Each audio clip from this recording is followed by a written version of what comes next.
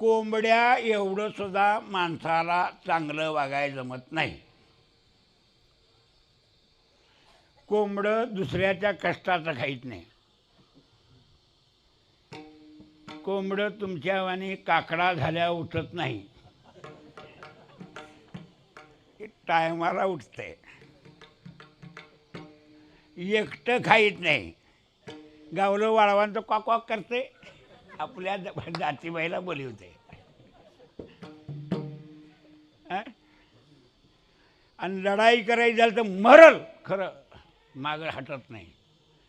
एवढं जर भजन केलं तर देव कुठं येईल सांगा, खरं सांगा.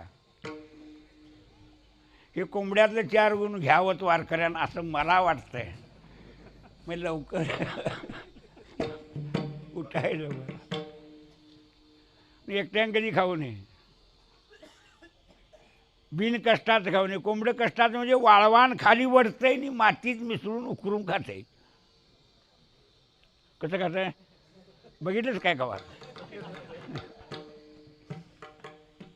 आणि एकटं खाईत नाही, कॉ कॉ करून बरी होत आहे. म्हणजे आमच्या वारकऱ्यापेक्षा बाबू गुण चांगला आहे त्याने कोंबड्याचं. हां बघा अजून. आणि हा कबीरजीने दोहं लिहिली. आता मी ते म्हणीत बसत नाही, उगाच वेळ जाते. त्या सगळं पाठ करून हे सगळं म्हटल्यावर बरं वाटतंय कुठलं. आणि ते ज्ञान आमच्याजवळ राहावं गुंपलेलं म्हणून तिने काव्य केलेलं आहे. काव्यात आहे ते तुम्हाला जड वाटते, पण काव्याशिवाय म्हणता कसं येईल. वेदांत टाळात गाता येतो एवढा संतांनी आमच्यावर उपकार केला आहे. प्रत्येक वेदाची प्रक्रिया आम्ही टाळात म्हणतो आहे. हिमालयातले साधू आले आणि त्यांना जर आमची मराठी भाषा कळली आणि तर ते तुम्हाला सांगतो परत हिमालयात जाणारच नाहीत. काय करणार नाहीत, हितोत्सुक काय म्हणतील. मी काय सांगतो ऐकून घ्या.